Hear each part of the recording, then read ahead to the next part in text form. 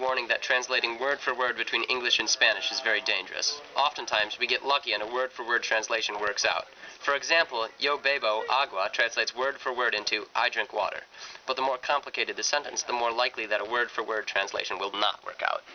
Add the word no to the Spanish tenses above, and you have to add two words in English, do not. You no longer have a word-for-word translation. Yo no bebo agua, I do not drink water. And I end up with an extra word in English. Or if you are translating from English, you can say that you end up with one less word in Spanish. There are hundreds, maybe even millions of examples like these. Our first example is Ricardo nada todos los días, which translates to Ricardo swims every day. But the word-for-word translation from Spanish to English is Ricardo swims all of the days. Our second example is tú te lavas los dientes, which translates to you brush your teeth. However, a word-for-word translation of this is you wash the teeth.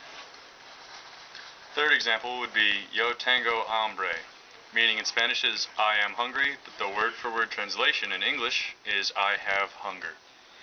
But English and Spanish have different grammatical philosophies when it comes to expressing doubt, wishes, polite commands, subsequent actions, and etc.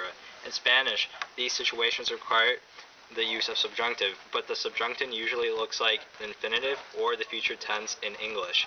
Here are some examples. Our first example is Yo quiero que tú hables con Ricardo.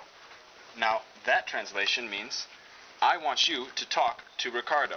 The use of hables in this, with the translation word for word, means you talk with Ricardo. So our sentence, a word-for-word translation, instead of saying I want you to talk to Ricardo, would say I want you talk to Ricardo. Our second example is Elena duda que Roberto baile en la fiesta.